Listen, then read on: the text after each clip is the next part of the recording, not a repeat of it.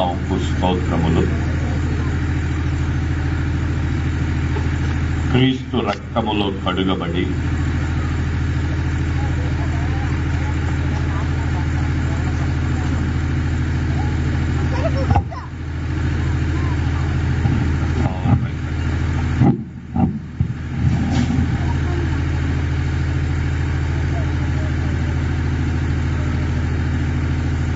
పరిశుద్ధ జీవితం జీవిస్తూ పాపలోకానికి పరిశుద్ధుడైన క్రీస్తుని పరిచయం చేస్తూ దేవుని పనిలో అద్భుతంగా వాడబడుతున్న అభిషక్తులు, అనుభవనీయులు, గౌరవనీయులు కనులైన స్థానిక దైవజనునికి వేదికను అలంకరించిన నా తోటి యోధులు, మాకు అత్యంత ప్రియులైన ప్రార్థించిన అభిషక్తులైన దైవ భక్తులకు, కూడి వచ్చిన దైవ సేవకులకు, దైవ సేవకురాండ్రకు, మీ అందరికీ మన ఈ ప్రాంత నాయకులు, పెద్దలు, బాలులు, యవనులు, వృద్ధులు మీ అందరికీ ప్రభు యేసు నామములో శుభాది వందనాలండి. ప్రభు మనల్ని ప్రేమించారు, దానికి రుజువు మన సజీవులు ఎక్కడ ఉంచారు. అందుకని ఒకసారి దేవునికి స్తోత్రం చెప్తారా? పరిశుద్ధ గ్రంథమైన బైబిల్లో నుండి ఒక మాట చదువుకుందాం. ప్రకటన గ్రంథం 21వ అధ్యాయం 21వ అధ్యాయం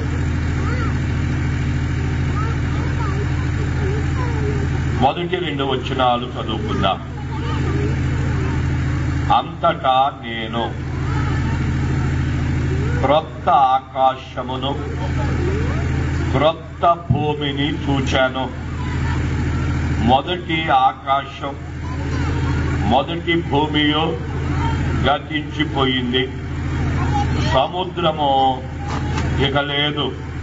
మరియు నేను నూతనమైన యెరూషలేము అను ఆ పరిశుద్ధ పట్టణము తన భర్త కొరకు అలంకరించబడినదే పెండ్లి కుమార్తె వలె సిద్ధపడి పరలోకమందున్న దేవుని యొద్ద నుండి దిగి వచ్చుట చూచాను. సరిపోతుంది. చదవబడే భాగం ప్రకటన గ్రంథం 21వ అధ్యాయం మొదటి వచనం. పురుషులు ఎవరికి చదువుతారా?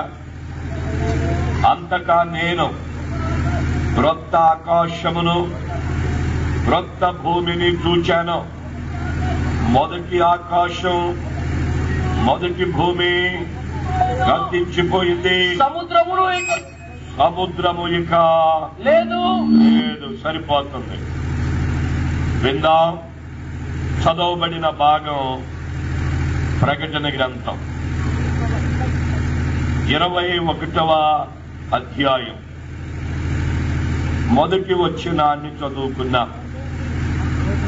ఈ చదవబడిన భాగములో క్రొత్త ఆకాశమును క్రొత్త భూమిని భక్తుడు చూచాడు. మొదటి ఆకాశం మొదటి భూమి గతించిపోయింది, సముద్రము ఇక లేదు. మొదటి ఆకాశం మొదటి భూమి ఏది? అది ఎప్పుడు గతించిపోతుంది? నూతన ఆకాశం నూతన భూమి ఎప్పుడు వస్తుంది? అందులో నూతన యెరూషలేము పట్టణం ఎలా ఉండబోతుంది? అందులో నూతనమైన జన్మ పొందిన వారు ఎలా ఉండబోతున్నారో ఈ రాత్రి ప్రభు మనతో మాట్లాడడానికి సిద్ధంగా ఉన్నారు. కనుక ప్రతి ఒక్కరూ ప్రార్థనా పూర్వకంగా దేవుడు మనతో ఉన్నాడనే భయంతో, రెండు ఆయన ఏం మాట్లాడతారో అని వణుకుతో నువ్వు కూర్చుంటే నీతోనే సూటిగా ఆయన మాట్లాడబోతున్నాడు. దేవుని స్తోత్రం. చదవబడిన భాగం ప్రకటన గ్రంథం.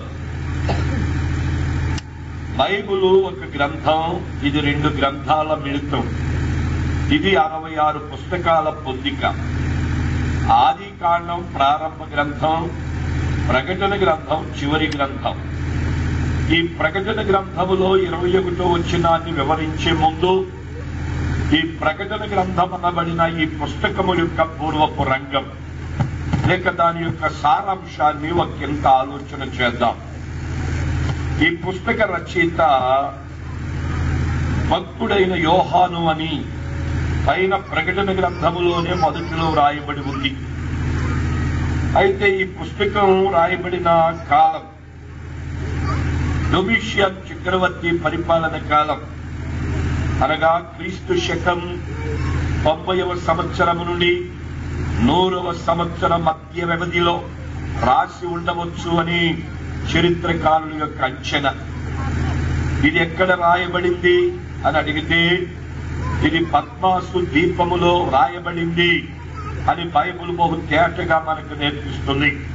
పద్మాసు ద్వీపం ఎక్కడుంది అని ఆలోచన చేస్తే ఇది ఆసియా మైనార తీరానికి 35 మైళ్ళ దూరములో ఉన్న ఒక చుట్టూ సముద్రం, మధ్యలో ఒక దీవి, దాన్ని పద్మాసు ద్వీపం అన్నారు. అయితే ఈ పుస్తకం ఎవరి కొరకు రాయబడింది అని ఆలోచన చేస్తే ఆసియా మైనార తీరములో ప్రధాన నగరమైన ఎఫెసుకును దాని వృత్తాకారములో ఉన్న 7 సంఘాలకు వర్తమానంగా ఈ ప్రకటన గ్రంథం రాయడం జరిగింది. ఈ ప్రకటన గ్రంథం రాయటంలో గల సందర్భం డొమిషియన్ చక్రవర్తి పరిపాలన కాలంలో క్రైస్తవులకు హింసలు అధికమయ్యాయి. క్రీస్తుని గురించి సాక్ష్యమిచ్చినందుకు యోహానును పద్మాసు ద్వీపానికి పంపినారు. అక్కడ ఏం జరిగింది? యోహాను దేవుడు తనకు చూపిన దర్శనము ఆసియా మైనార తీరములో ఉన్న 7 సంఘాలకు తెలుపుతూ పరిశుద్ధులకు శోధనలు కలుగుతాయి, అవినీతి పరులపై ఉగ్రత రాబోతుంది, యేసుక్రీస్తు యొక్క 2వ రాకడలో దేవుని ప్రజలకు విజయము సఫలత కలగబోతాంది అని తెలిపిన అద్భుత గ్రంథం ప్రకటన గ్రంథం అన్నమాట. ఈ ప్రకటన గ్రంథములో మనము ఈ బైబుల్ అంతటిలో చివరి పుస్తకాన్ని ప్రకటన గ్రంథం అని చదువుతున్నాం. దీని అసలు పేరేమిటి? దీన్ని చాలా మంది దర్శనముల గ్రంథం అంటారు. 7 అనే మాట ఎక్కువగా ఉండడం వల్ల 7ల గ్రంథం అంటారు. ఇందులో ముద్ర ముద్ర ముద్ర అని రాయబడటం వల్ల ముద్రల గ్రంథం అంటారు. ఇందులో అగ్ని అగ్ని అగ్ని అని రాయటం వల్ల అగ్ని గ్రంథం అని కూడా దీన్ని పలుకుతారు. అయితే అసలు దీని అసలు పేరేమిటి అంటే సమాప్తి గ్రంథం అంట. ఆది కాండమేమో ప్రారంభ గ్రంథము, ప్రకటన గ్రంథమేమో సమాప్తి గ్రంథం, అంటే ముగింపు అది దాని భావం. అయితే ఈ పుస్తకములో ముఖ్య అలాగే అంశం, ఈ పుస్తకము రాయటంలో గల ముఖ్య అంశం, ఈ పాపపు యుగము ముగిసి నూతన యుగము జన్మించేటప్పుడు కలిగే ప్రసవేదన. అప్పుడు ప్రభు క్రొత్త ఆకాశాన్ని క్రొత్త భూమిని పాలిస్తారు అని తెలిపిన అద్భుత గ్రంథం ప్రకటన గ్రంథం అన్నమాట. ఈ పుస్తకం రాయటంలో గల ఉద్దేశం అంత్యకాలం సమీపమైందనియు, అప్పుడు తమతో కలిసి సాతాను యొక్క పాపపు శక్తులన్నీ జయించు వారికి దేవుడు తగిన ఈవులిస్తారని తెలుపుతూ హింసలు అనుభవిస్తున్న క్రైస్తవులు సహనముతో ఉండాలని ప్రోత్సహించిన అద్భుత గ్రంథం ప్రకటన గ్రంథం అన్నమాట. ఇందులో సంక్షిప్త వివరణ, చతుర్ముఖ దర్శనం అంటారు దాన్ని. అందులో మొదటి దర్శనం సంఘమునకు ప్రభు క్రీస్తని, 2వ దర్శనం చరిత్రకు ప్రభు క్రీస్తని, 3వ దర్శనం ప్రభువులకు ప్రభు క్రీస్తని తెలిపిన అద్భుత గ్రంథం ప్రకటన గ్రంథం అన్నమాట. ఇందులో ముఖ్య వచనం లేక మూల వచనం అంటారు. ఇది 11వ అధ్యాయం 15వ వచనం అన్నమాట. ఈ లోక రాజ్యము ప్రభు రాజ్యము ఆయన, క్రీస్తు రాజ్యము నాయను, ఆయన యుగ యుగముల వరకు ఏలును అనే మాటే మూల వచనముగా పరిగణించబడింది. ఇది ప్రకటన గ్రంథం అనబడిన ఈ పుస్తకము యొక్క పూర్వపు రంగం లేక దాని యొక్క సారాంశం. ఇప్పుడు అసల్లోకి వస్తున్నాం. అసలు ఈ ప్రకటన గ్రంథ రచయిత ఎవరు అనుకున్నాం? యోహాను. యోహానులు బైబిల్లో ఎంతమంది ఉన్నారు? ఈ యోహాను ఎవరు? ఇతడు పద్మాస్ ద్వీపానికి ఎందుకు వెళ్ళారు, అక్కడ అతను ఎలా రాయగలిగాడు అని నేర్చుకొని వచ్చినాన్ని వివరించుకొని పూటకు మనం ముగించుకుందాం. దానికి చాలా జాగ్రత్తగా వినాలి. బైబిల్ అంతా తరచి చదివితే యోహాను అనే వ్యక్తులు 5 ఉన్నారు. యోహాను అనే వ్యక్తులు ఎంతమంది ఉన్నారు? 5 ఉన్నారు. అందులో మొదటివాడు జకరియా, ఎలిజబెతుల కొడుకు. అతని పేరు యోహాను. అతడు ప్రజలకు బాప్తిసమిస్తూ ఉండగా బాప్తిసమిచ్చు యోహాను అన్నారు అతన్ని. 2 సీమోను పేతురు అనేవాడు ఒకడున్నాడు. యేసు ప్రభు శిష్యుల్లో పెద్దవాడు, యేసుతో నీటి మీద నడిచిన వాడు. అతని పేరు పేతురు అంటారు. అసలు పేరు సీమోను. ఈ సీమోను పేతురు తండ్రి పేరు కూడా యోహానే. 3 జబదయ, సొలోమి అనే వారిద్దరున్నారు. వారి గర్భాన 2 కుమారులు. అందులో ఒకడు యోహాను, వాడు యాకోబు. వీరిని ఉరిమెడు వారు అన్నారు. అలాంటి వారిలో ఒకడు యోహాను. వీరిని విడమర్చి చెప్పడానికి అపోస్తులుడైన యోహాను అనబడ్డాడు. మొదటి వాడేమో బాప్తిసమిచ్చు యోహాను, 2వ వాడేమో సీమోను పేతురు తండ్రి, 3వ వాడేమో జబదయ, సొలోమీల కుమారుడు, 4వ వాడు మార్కు అనే మారు పేరు గల యోహాను. మేడగది కలిగిన మరియ కొడుకు అని మీరు తెలుసుకోవాలి. అతని పేరు కూడా యోహాను. మార్కు అనేది మారు పేరు, అది లాటిన్ పేరు. ఇతని అసలు పేరు యోహాను. ఏ యోహాను అంటే మేడగది కలిగిన మరియ యొక్క కొడుకైన యోహాను అని నువ్వు తెలుసుకోవాలి. 5 ఇందులో 5వ వాడు ఎవరు అని నువ్వు అడిగితే, పేతురు యోహాను సువార్త చేసే కాలములో వారిద్దరిని పట్టి చెరసాల్లో పడేశారు. వారికి తీర్పు తీర్చడానికి ప్రధాన యాజకుడు రావాలి. ఆ దినాల్లో వారు గొప్పవారు, రాజులన్నమాట. వారు ఆధిపత్యములో అలా జరగాలి. అప్పుడు వారు ఆలోచన చేసి ప్రధాన యాజకుడు వచ్చే ముందే దేశ పెద్దలందరూ రావాలి. వారితో పాటు ఒకడు వచ్చి కూర్చున్నాడు, ప్రధాన యాజకుని బంధువు అయిన యోహాను. ఇలా 5 యోహానులు ఉన్నారు. అందులో ఈ యోహాను ఎవరు అంటే యేసు ప్రభు శిష్యుల్లో ఒకడు. అపోస్తుడైన యోహాను అని చెప్పుకోవచ్చు మనం. శిష్యులు 12 మంది, తరువాత 70 మంది, మొత్తం 82. ఒక్క ప్రసంగానికి 70 మంది వెళ్ళిపోయారు, 12 మంది మిగిలిపోయారు. ఆ 12 మందిలో చిన్నవాడు, అందరికంటే అందగాడు, దేవుడు ఎక్కువగా ప్రేమించబడినవాడు, యేసు ఎక్కడికి వెళితే అక్కడ ముందుగా ఉన్నవాడు, ఆయన రొమ్మును ఆనుకున్నవాడు. యేసు వెళ్లిపోయే ముందు కూడా ఇతనికే మరియను అప్పచెప్పి వెళ్ళారు. అలాంటి అద్భుతమైన భక్తుడు యోహాను.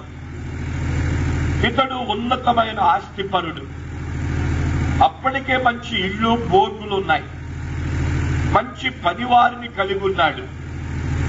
ప్రభు పిలవగా సముద్రపు వేట విడిచిపెట్టి, వలలు ప్రక్కన పెట్టి, బోటులు విడిచిపెట్టి యేసును వెంబడించిన గొప్ప వీరుడు. అతడే అపోస్తుడైన యోహాను. యేసు ఈ భూలోకములో చనిపోయి తిరిగి లేచి ఎత్తబడిన తరువాత, ఆయన వెళ్లిపోయిన తర్వాత శిష్యులు ఆత్మ పొందారు. ఆత్మ పొందిన తర్వాత సంఘ విస్తరణ జరిగింది. సంఘము స్టెఫను విషయములో చెదిరిపోయింది. ఆయా భాగాలకు అపోస్తులు వెళ్లిపోయారు. యోహాను ఎఫెసీలో నిలిచిపోయాడు. ఎఫెసీ పట్టణం అర్తిమీదేవికి ముఖ్య కేంద్రం. ఆ పట్టణములో యేసు ప్రభువుని గురించి బోధించాడు. బోధ విన్న ప్రజలు రక్షణ పొందుతున్నారు. వారికున్న లాభం పోతుంది. అందరూ యేసుని నమ్మడానికి ఇష్టపడుతున్నారు. అందులో కొందరు వ్యతిరేకించారు. అది చక్రవర్తికి వినబడింది. అతన్ని ఆ వాక్కు చెప్పొద్దు అని హెచ్చరించారు. అయినా యోహాను యేసు దేవుడండి, నమ్ముకోండి అని ప్రకటన చేశాడు. అప్పుడు చాలా మంది కోపం వచ్చి అతన్ని కొట్టారు. కోపం తీరక జైల్లో వేశారు. జైల్లో కూడా చెప్పారు యేసే దేవుడని. అప్పుడు ఇతన్ని చంపాలనుకున్నారు. ప్రజలందరూ చూస్తుండగా ఎత్తైన ఇదిగో లైట్లు కట్టిన స్తంభం ఉందే, అలాంటి 2 కట్టి మధ్యలో తీగ కట్టి దానికి పైన ఏమంటారు గిలక కట్టి ఆ గిలకకు తాడు కిందకు దించి యోహానుకు నడుము కట్టి దాని మీద గిలక పైకి లేపారు. పైన వేలాడబడుతున్నాడు యోహాను. కింద పెద్ద కళాయి పెట్టి ఆ కళాయి నిండా నూనె పోసి కింద మంట పెట్టి దాన్ని సగసగా కాలేటట్టుగా చేశారు.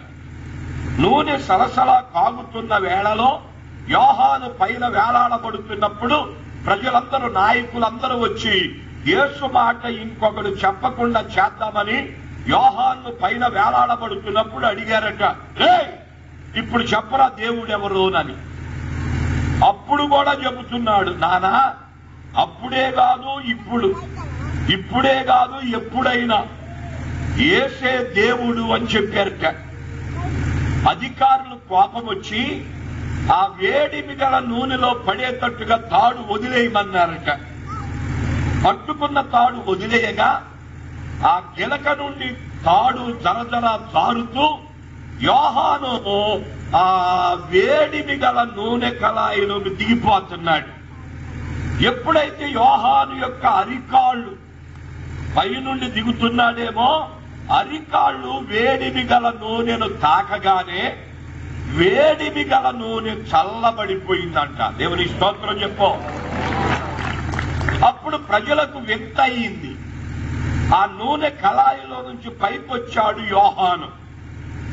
అధికారుల గుండె దడబట్టింది. వీడిని కొట్టాం, మానల చెరలో వేశాం, అక్కడ చెప్పాడు. చంపేద్దామనుకున్నాం, మన వల్ల కాల.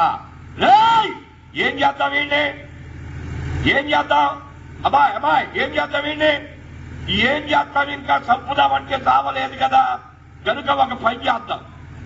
మనకు మన దేశానికి విరుద్ధంగా కఠినంగా ఎవడ బతికితే వాడిని పద్మాసు దీపంలో వేస్తాంగా, అక్కడే చేయండి, జనసంచారం ఉండదుగా, ఆకాశ పక్షులకు చెప్పుకుంటాడు, ఆ సముద్రపు జలచరాలకు చెప్పుకుంటాడు, లేకపోతే అక్కడే చస్తాడు, వాడి పని ఆడికి అయ్యింది, తీసుకెళ్లి అక్కడ వదిలేద్దామని నిర్ణయం తీసుకొని ఒక వాహనం మీద తీసుకెళ్లి, ఒక బోటు మీద తీసుకెళ్లి మధ్యలో వదిలేసి ఇప్పుడు చెప్పుకోరా అన్నారంట. ఎక్కడ వదిలేసి? పద్మాసు దీపముల చుట్టూ సముద్రం, మధ్యలో దీవి, ఆ ద్వీపములో పడేసి మేము ఇక్కడ చెప్పుకో, మేము వెళ్ళిపోతున్నామని వచ్చేశారు. అతడు ప్రభు దినం వచ్చిందట. మోకాగ్ని నుండి కన్నీరు విడిచి ప్రార్థన చేయడం ప్రారంభించాడు.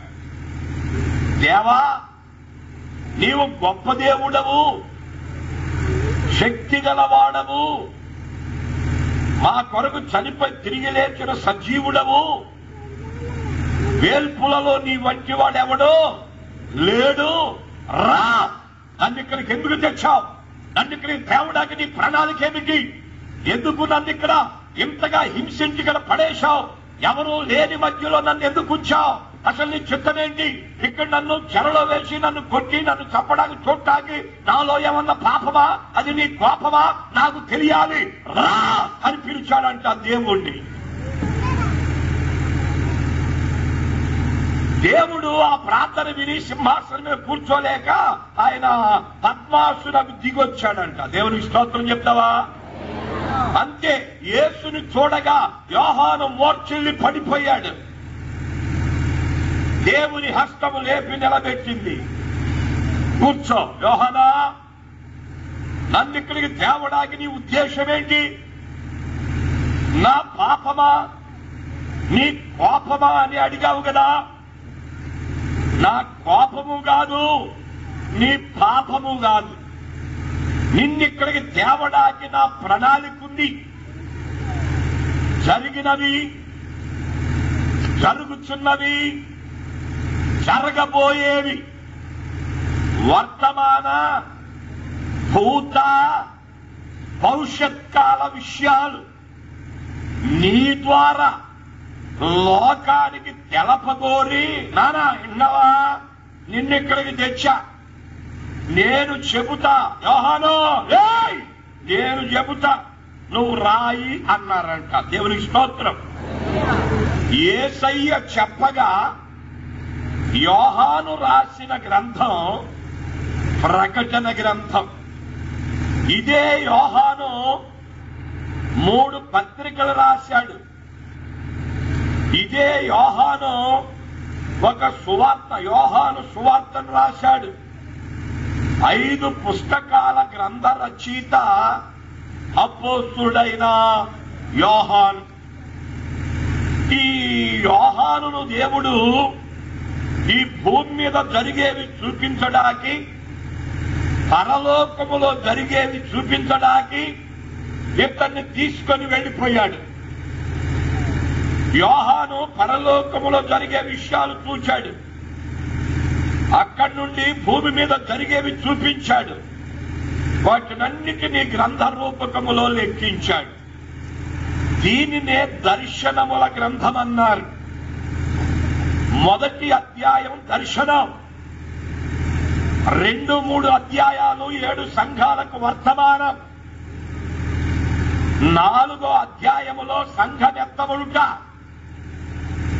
5వ అధ్యాయము నుండి 18వ అధ్యాయం వరకు ఇదిగో ఎత్తబడిన సంఘానికి విందు, విడవబడిన ప్రజలకు ఘోర శ్రమలు సూచించిన భాగం. 19లో వివాహం,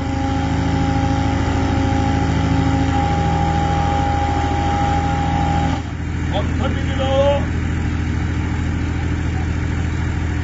బాబు బయట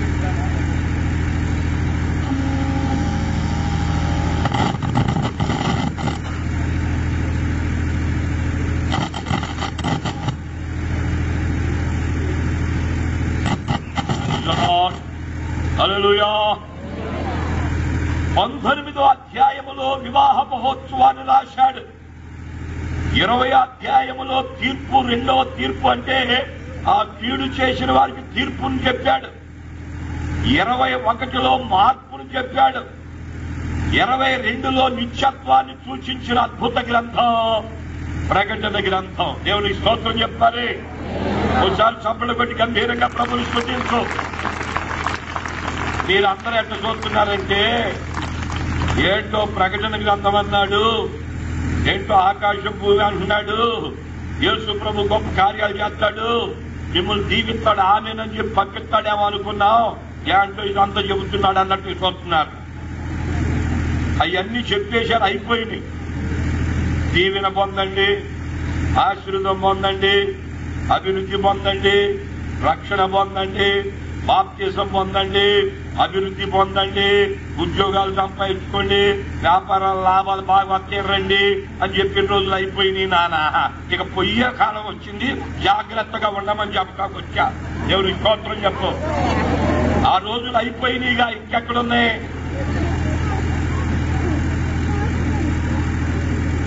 కనుక ఈ పూట మనం చదువుకున్న భాగము రాయబడిన మాట మళ్ళీ ఒకసారి చదువుతున్నాడా, అంతటా నేను క్రొత్త ఆకాశాన్ని క్రొత్త భూమిని చూచాను. మొదటి ఆకాశం మొదటి భూమి గతించిపోయింది, సముద్రమిక లేదు. విందానిప్పుడు ఇక్కడ యోహాను, గట్టి సౌండ్ కావాలా లేదా? ఓహో, మరి అటు చెప్పరే, మరి ఇక్కడే పెట్టాడు. మళ్ళీ బాక్సులు ఏమైనా ఉద్యోగం జాగ్రత్త చూసుకో.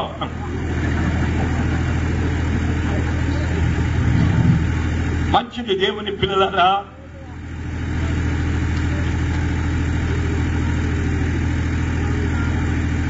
చదవబడిన భాగములో రాయబడిన మాట, క్రొత్త ఆకాశాన్ని క్రొత్త భూమిని చూచాను. మొదటి ఆకాశం మొదటి భూమి గతించిపోయింది అని రాశాడు. ఒక్కింత ఆలోచన చేయి, అవన్నీ ప్రక్కన పెట్టి జరగబోయే సంగతుల్లోకి వచ్చే ఇప్పుడు మనము చూచే ఈ ఆకాశం, ఇప్పుడు మనము కూర్చున్న ఈ భూమి, ఇవి క్రొత్తవా పాతవా? చెప్పండి. ఇప్పుడున్న ఈ భూమి, ఇప్పుడు కనబడే ఆకాశం, ఇవి క్రొత్తవా పాతవా? పాతవి. అసలు ఈ ఆకాశాన్ని భూమిని దేవుడు ఎందుకు చేశాడు? ఇది తెలుసుకో ముందు. మళ్ళీ అదే దేవుడు ఏం చేయబోతున్నాడు? ఇప్పుడున్న ఈ భూమిని, ఇప్పుడు కనబడే ఆకాశాన్ని ఏం చేయబోతున్నాడు? అగ్నితో కాల్చేయబోతున్నాడు. అసలు ఎందుకు చేశాడు? ఎందుకు కాల్చాచి మళ్ళీ నూతన ఆకాశం నూతన భూమిని తెస్తాడు? ఇప్పుడు భూమి ఆకాశం ఎందుకు కలుగు చేసి ఏం చేశాడు? అప్పుడు మళ్ళీ నూతనమైంది చేసి అందులో ఏం చేస్తాడో కొద్దిగా నేర్చుకుందాం. దేవుని స్తోత్రం. అయితే కొత్త దాని గురించి తెలుసుకోవాలంటే పాత దాని గురించి కూడా తెలుసుకోవాలిగా. అసలు మీకు అర్థమవడానికి ఒక మాట అడుగుతా మిమ్మల్ని. అసలు ఈ ఆకాశం భూమి ఎవరి ద్వారా కలిగింది? ఎవరి ద్వారా? అందరు చెప్పండి. అనుకోని చెప్తారు ఏమన్నా? మాట్లాదా? ఇక అంతకు మించి సౌండ్ లేదా? సరికేమన్నా కొద్ది గొంతేమన్నా గట్టిగా రానియట్లేదా? కొద్దిగా చెప్పు. ఆకాశం ఎవరి ద్వారా కలిగింది? భూమి ఎట్ట కలిగింది? ఏనానా మీరు మాట్లాడరా? ఎవరి ద్వారా? దేవుని ద్వారా. ఒప్పుకుంటున్నారా మీరు? ఏంటి ఒప్పుకుంటున్నారా?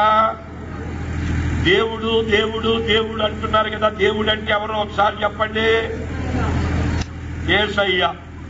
చెబుతారా మీరేమన్నా? ఏంటి ఎవరో దేవుడు? ఎవరో యేసయ్య. యేసయ్య ఎప్పుడు వచ్చాడు? 2000 మాట్లాడంటారా? 2000 అంతకుముందు దేవుడు లేడా? మరి ఆయన ఎవరు? అంటే ఏదైనా ఒకడు చెప్పండి. మనుషులు మారకపోవడానికి కారణాలు ఇయే. నీకేది వస్తే చెప్పేస్తాం. ఏదన్నా అడిగితే దానికి సమాధానం ఉండదు. ఎవడు మారుతాడు? ఎందుకు మారుతారు? వింటున్నావా? అయినా ముందు దేవుణ్ణి గురించి తెలుసుకో. దేవుడంటే 5 లక్షణాలు కలిగిన వాడు. ఎవరు చెప్పు? మాట్లాడు. ఎన్ని? అయిన వాడు. 3 సర్వాంతరయామి. 4 సర్వముఖ శక్తిమంతుడు. 5 శూన్యములో వసించేవాణ్ణి దేవుడు అంటారు. దేవుని స్తోత్రం చెప్పు. ఎన్ని లక్షణాలు? ఈయనకొక పేరు, అదృశ్యుడైన దేవుడు. ఏ దేవుడు చెప్పు? అంటే ఏంటి అర్థం? ఏం నాయకు అడుగుతారండి? మన ఎలీషాకి ఎక్కడ దొరికాడు అన్నట్టుగా. దేవుడంటే ఎన్ని లక్షణాలు? ఆయనకేమని పేరు? అదృశ్యుడు. అదృశ్యుడు అంటే కనబడని వాడు అని అర్థం. ఈ దేవుడు ఈ భూమిని ఆకాశాన్ని చెయ్యక ముందు ఏం చేసి ఉంటాడు? దేవలోకం ఉంది, ఆకాశ మహాకాశాలున్నాయి. ఆయన శూన్యములో వసించేవాడు, అమరత్వం గలవాడు, మేఘమండలం మీద ఆశీనుడు ఆయన. ఆ దేవునికి ఒక ఆలోచన వచ్చింది, దూతగణాలను చేసుకోవాలి, దూతల స్తుతులు ఆగ్రానించాలి, దాని ద్వారా నేను ఆనందపడాలనుకున్నారట. అందుకనే దేవుడు తన శక్తి ద్వారా కోటాను కోట్ల దేవదూతలు కలుగును గాకని పలికారు. దూతగణాలు కలిగిపోయారు. అందులో నుంచి ప్రత్యేకంగా 7 తీశాడు. 7లో నుంచి ముగ్గురు తీశాడు. ఈ ముగ్గురులో నుంచి ప్రథమునిగా ఒకడు తీశాడు. ఆ ప్రథముని పేరే వేకువ చుక్క తేజో నక్షత్రం. దూతలందరికంటే ఘనుడుగాను దేవుని కంటే తక్కువ వాడిగా చేయబడ్డాడు. దేవుడు మేఘమండలం మీద మహిమ సింహాసనాశీనుడై ఎవరూ సమీపింపలేని తేజస్సులో అమరత్వం కలిగి వసిస్తూ ఉండగా ఈ ప్రముఖ దూత అయిన వేకువ చుక్క తేజో నక్షత్రం దూతలందరినీ మీ వలె క్రమబద్ధంలో పెట్టి దేవుని స్తుతించడం ప్రారంభించారు. దూతల కార్యశ రెక్కలుంటాయి.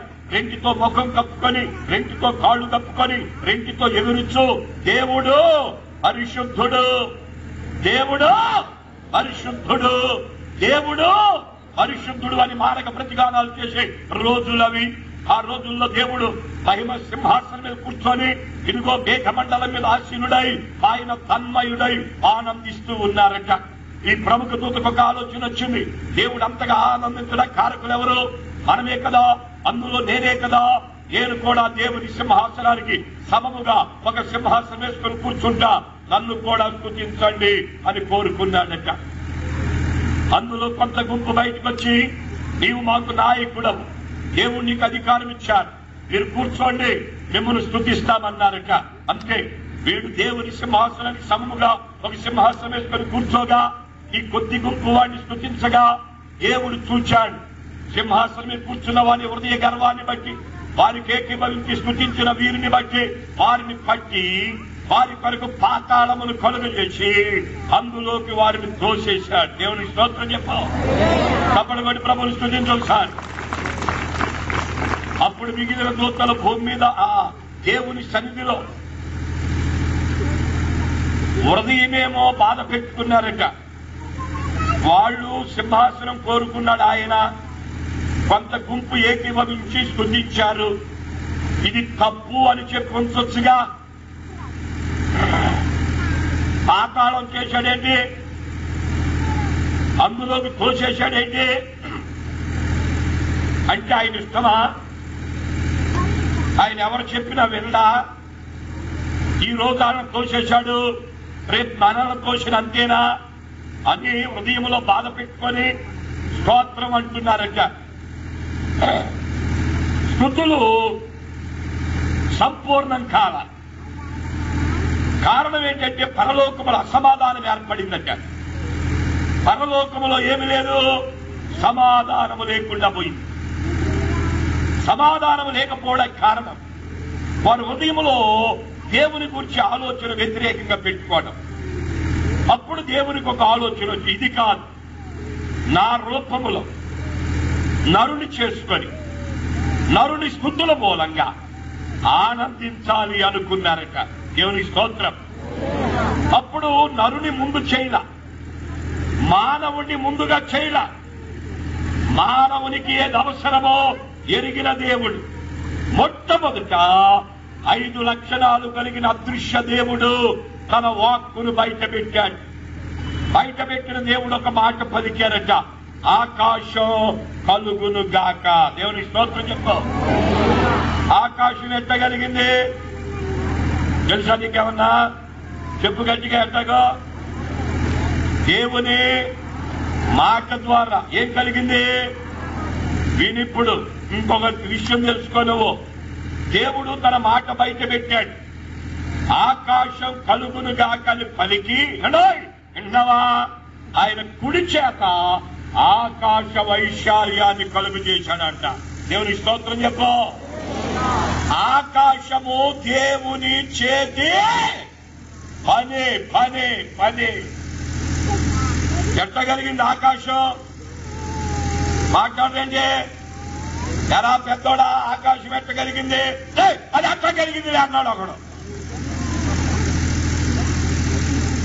పెద్దమ్మా ఏంటయ్యా భూమి ఎట్టగలిగింది అంటే, ఒరే ఇది ఒక పచ్చిరా, డొల్లుకుంటా ఎట్టయిందా అంతే.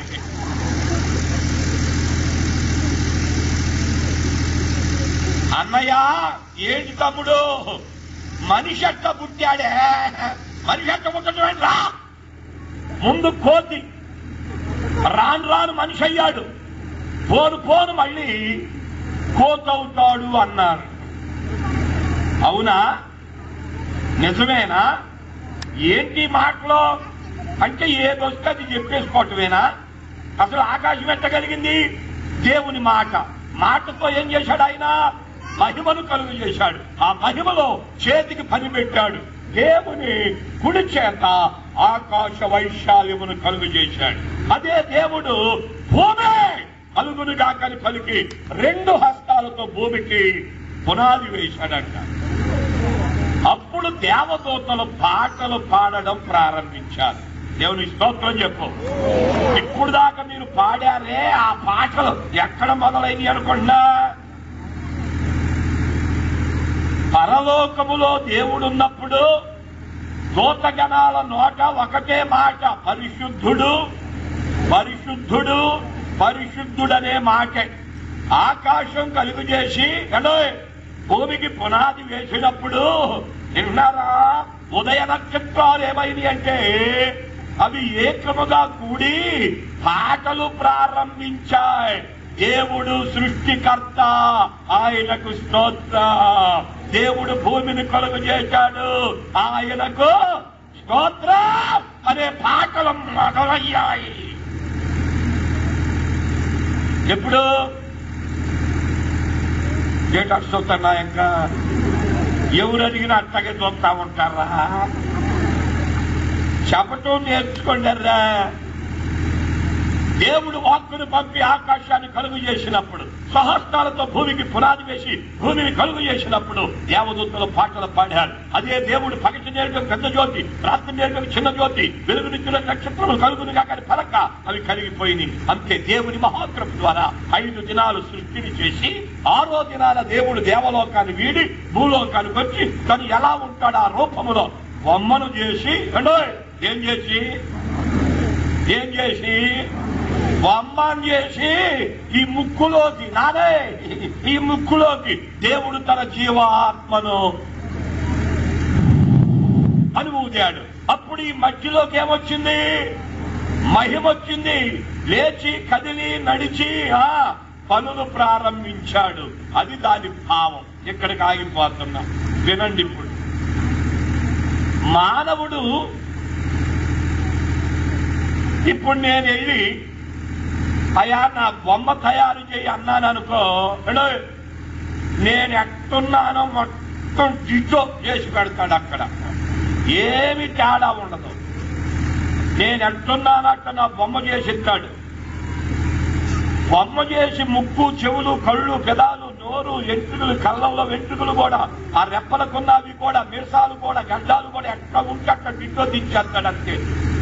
అన్ని చేయగలిగిన వ్యక్తి ఏమన్నా ప్రాణం పోయగలడా? నానా మాయ్ ఏంటి చెప్పండి, పోయగలడా? పోయలేడు. ఏం చేయగలడు? బొమ్మ చేయగలడు కానీ ఏం పోయలేడు, ప్రాణం పోయలేడు. అందుకనే దేవుడు అన్నారు రాయింది. దేవుని స్తోత్రం చెప్పు.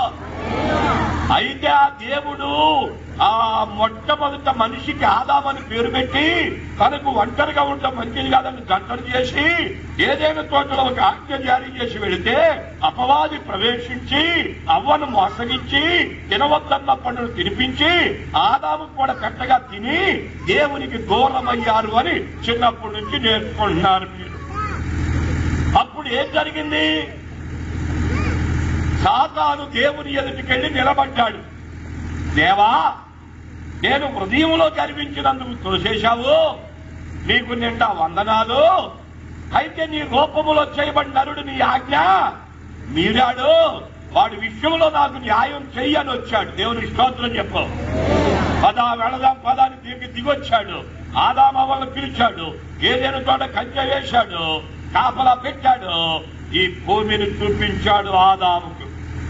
చూస్తారా, కన్ను మేర చూపులో చూసుకోమన్నాడు. చెట్టు పుట్ట ఏమి ముళ్ల తుప్పల గచ్చ పొదలు లేనే లేవు, శూన్యముగా ఉంది. నీవు చేసిన పాపానికి నిన్నే శపించాలి, కానీ నా ప్రేమ నిన్ను కాపాడుతుంది కాబట్టి భూమిని శపిస్తున్నాను అన్నాడు. దేవుని స్తోత్రం చెప్పు. భూమిని శపించి ఇది మొదలుకొని ఆదామా రే విన్నావా, నీవు ఇది ముళ్ల తుప్పలు గచ్చ పొదలిస్తుంది, దీన్ని నీ రక్తమును చెమటగా మార్చి భూమిని దున్ని దీని పంట దీని బతుకు పక్కకెళ్ళి అన్నాడు. దేవుని స్తోత్రం. అంటే భూమి ఏం చేయబడింది? శపించబడింది అని మీరు తెలుసుకోవాలి ఈ పూట. అంటే ఇప్పుడున్న భూమిని తీసేయట కారణాలు తెలుసుకో.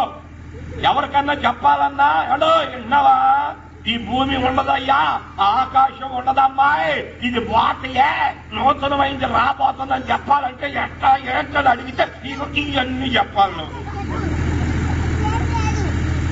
అర్థం చేసుకో. ఇక లోతుగా ఏం చెప్పను నేను.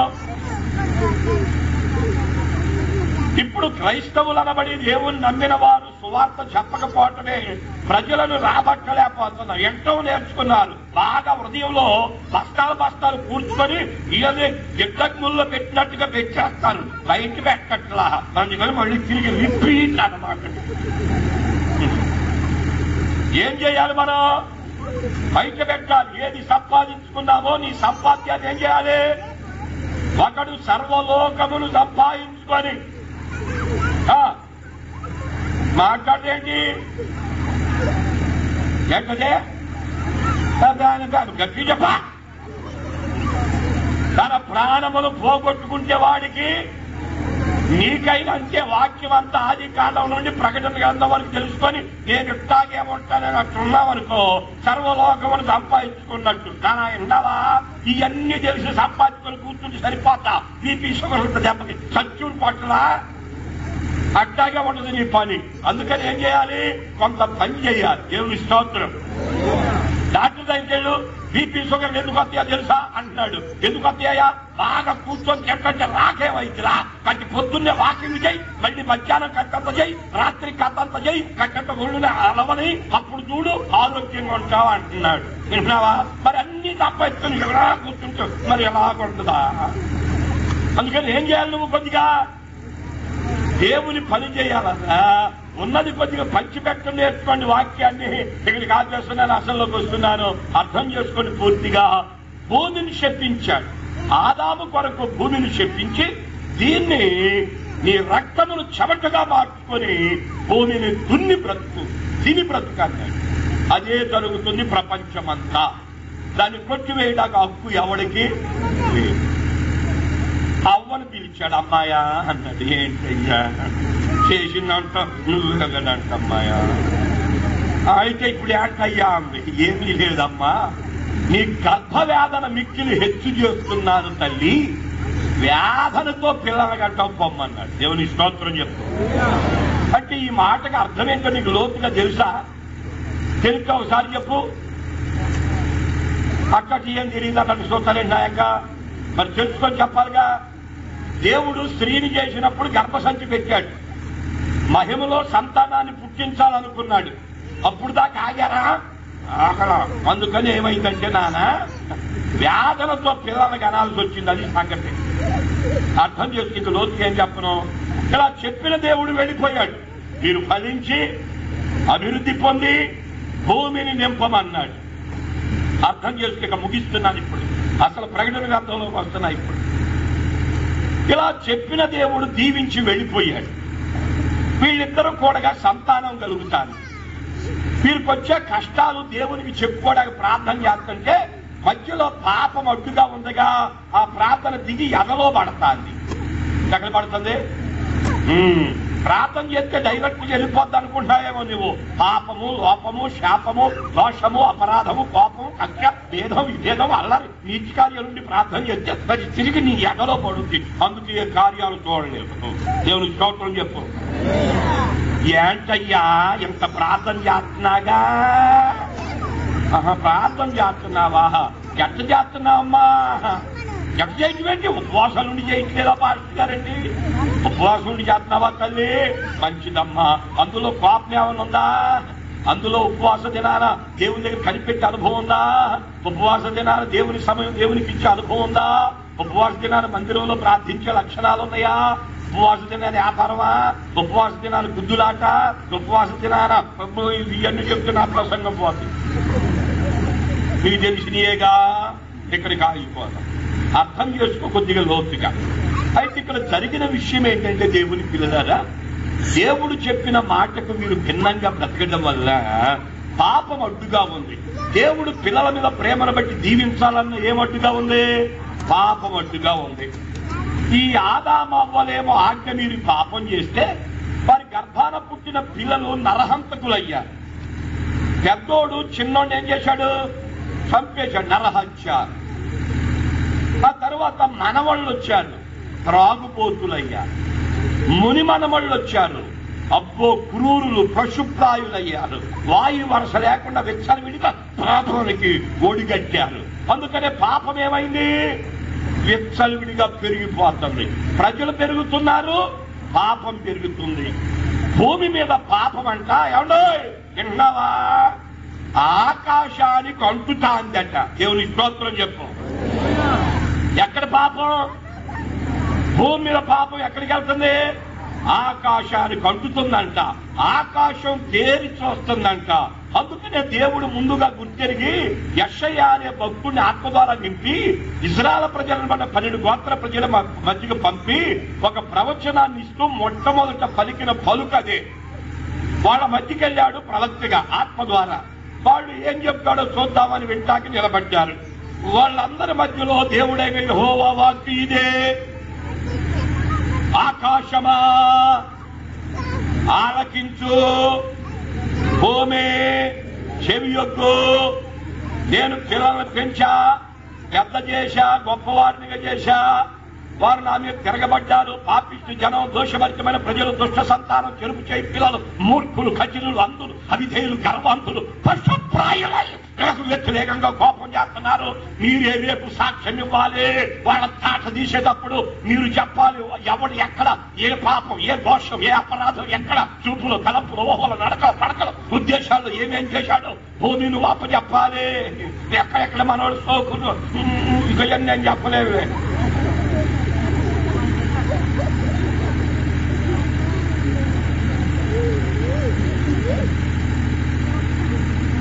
భూమి మీద ఎంత దూరం అయితే వెళ్ళి ఎక్కడెక్కడ ఏమేం చేశావో రేపు భూమి ఏం చేయబోతుంది. ఇదిగో ఇక్కడికి వచ్చావా, ఇక్కడి చేశావా, ఇదిగో ఇక్కడికి వచ్చావా, ఇక్కడ ఇట్లా మాట్లాడావా, ఇదిగో ఇక్కడికి వచ్చావా, ఇక్కడెక్కడ అన్యాయం చేశావా, ఇదిగో ఇక్కడికి వచ్చి చూశావా, ఇక్కడికి వచ్చి చేశావా, ఇక్కడికి వచ్చి తిన్నావా, ఇక్కడికి వచ్చి లోడేశావా అని భూమి ఏం చేస్తుందంటే అర్థమవుతుందా మీకేమన్నా? ఎట్లాంటి వాళ్ళు చెబుతారా అన్నట్టు చూస్తారే అంటే మరి రేపు చెప్పేది అదే. నానా నువ్వు చెబుతావేంటి, ఒప్పుకుంటావా? ఆదావా అన్నాడు దేవుడు. ఏంటయ్యా అనుకుంటూ వచ్చాడు. ఎవడు తినమన్నాడు రా నిన్ను? నేనేం చెప్పా? వస్తానుగా అన్నాడు. నువ్వు నన్ను అడుగుతాంటే బలోడు నువ్వు మొత్తానికే ఏం మాట్లాడి మాటలు నేను నన్ను అడుగుతాంటే అసలు దీన్ని చేయమన్నానా? నాకు భార్య కావాలని నీకు చెప్పానంటే యాక్తిగా చేసింది నీ దగ్గర అన్నావు, అది చేసింది ఇదంతా అన్నాడు. ఆడు తప్పు ఒప్పుకున్నాడంటే ఒప్పుకుంటే ఈ బాధలన్నీ ఉన్నాయా? లేవు. అర్థం చేసుకో. తప్పు చేయటం, తప్పించుకోవటం. వింటావా? అమ్మాయి ఏంటి ఎట్టు చేశాడంటే అన్నాడు. ఏమన్నా ఒప్పుకుందా? తినాలనిపించింది అయ్యా, దేవతలు అయిపోవాలనుకున్నాను, తిన్నాళ్ళే తెలియక అయిపోయింది అంతే పోయేదా? నన్ను అడుగుతాడా? నన్ను అడుగుతాడా? ఇదిగా వచ్చాడు ఇలా పెద్ద విజయటాకు వచ్చాడు ఇక్కడ. అదిగా ఆ సర్పం దాంట్లాగా మాట్లాడితే మోసపోయాను. నన్ను అడుగా ఎవడండి చేసిన తప్పు ఒప్పుకునేవాడు ఎవడు భూమి మీద? నేను ప్రభువు నమ్మకం ముందు చేసిన అన్ని ఎవడో వింటున్నారా? లోకంలో ఉండేవాడిని, శరీర కార్యాలతో ఉండేవాడిని. ఇట్లా జాతనాన్ని పెళ్లి చేశారు, విన్నారా? 19వ సంవత్సరం నువ్వు మేసాలు పెళ్లి అంటే తెలియదు. మా అమ్మ కొంగు పట్టుకొని తిరిగేవాడిని. చేసే పనులకి ఇట్లా వదిలేస్తే మనకు దొరకడని వేశారు ముదిబండ. నాడు తగిలిచ్చారే మెడకే. ఈ రోజు దాకా లాక్కొచ్చుకుంటున్నా. ఎక్కడుంది ఆ కారులో కూర్చుంది, ఎక్కడుందో పాపం. నిజం చిన్నోడా?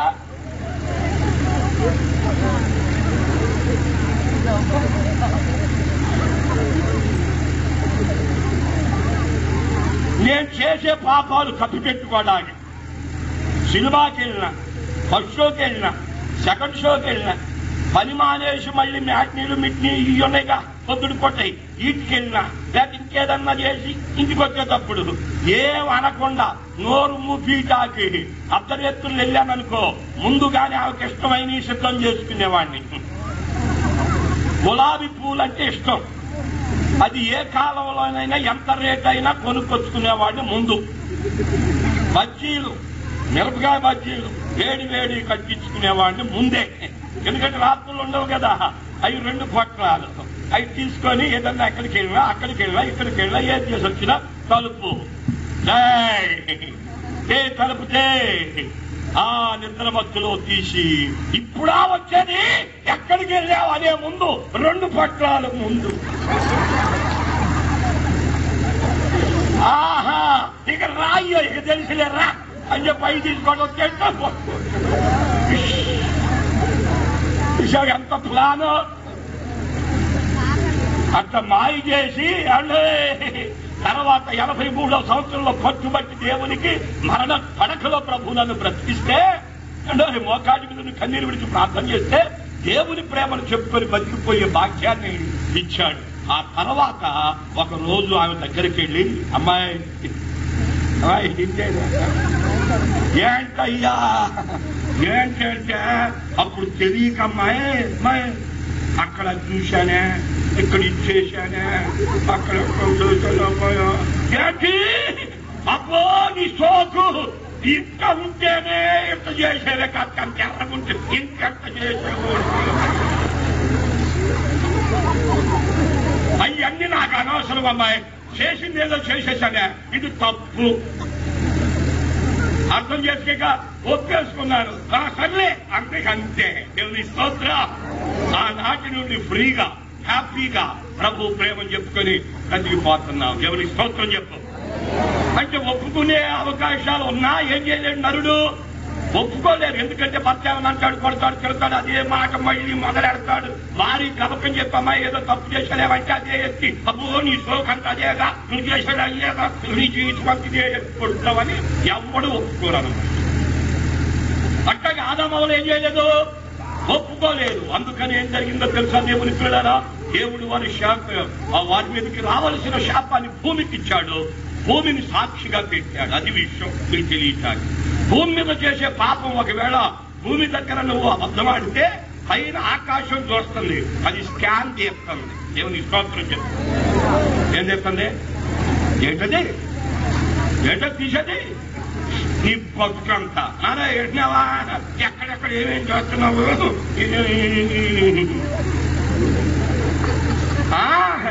ఒక సినిమా రీలు లాగా నీ బతుకంతా బయట పెట్టే రోజు ఒక రోజు ఉంది నానా.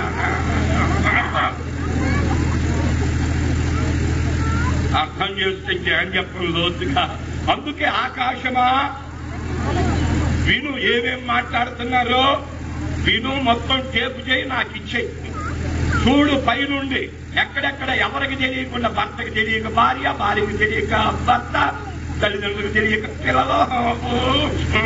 ఇంకా చెప్పు, నేను ఈ చేసిన అన్ని రేపేమవుతాయి నానా, బట్ట బయలవుతాయి. దేవుని స్తోత్రం చెప్పు. రహస్యంగా చెప్పుకున్నా, చెవుల్లో చెప్పుకుంటా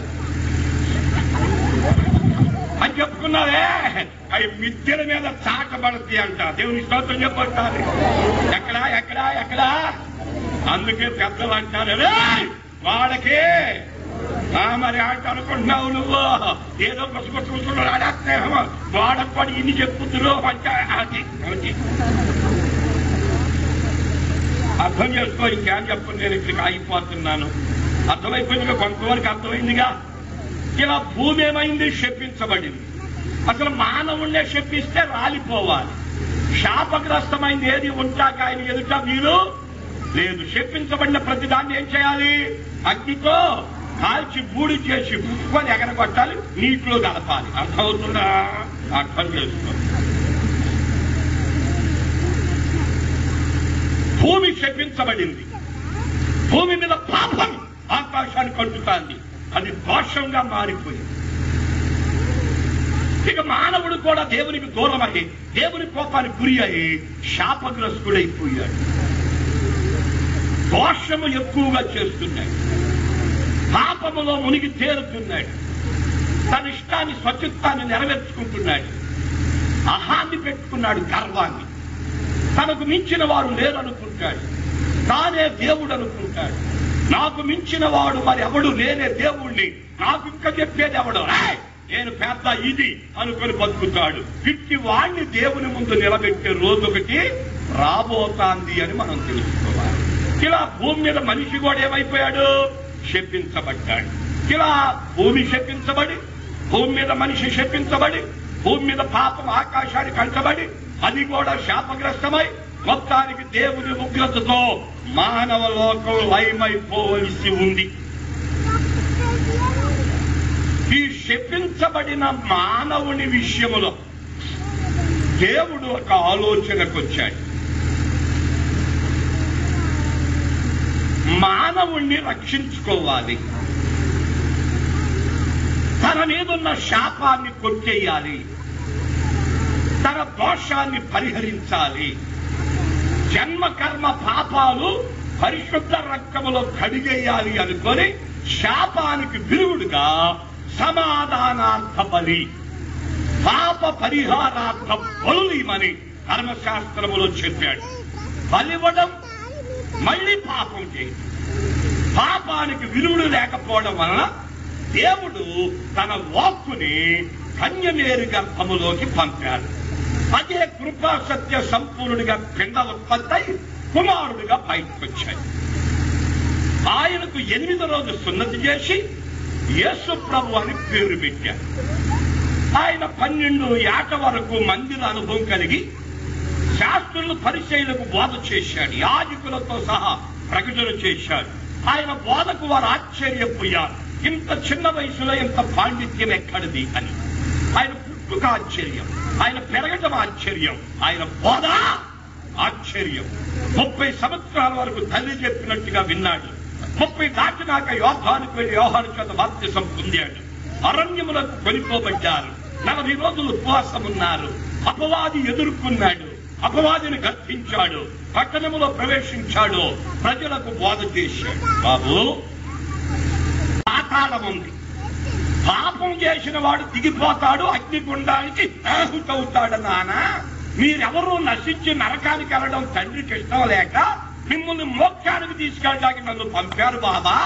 నేను ఎవరినో కాదు, ఆ అదృశ్య దేవుని స్వరూపాన్ని. ఆయనే నేను, నేనే ఆయన్ని.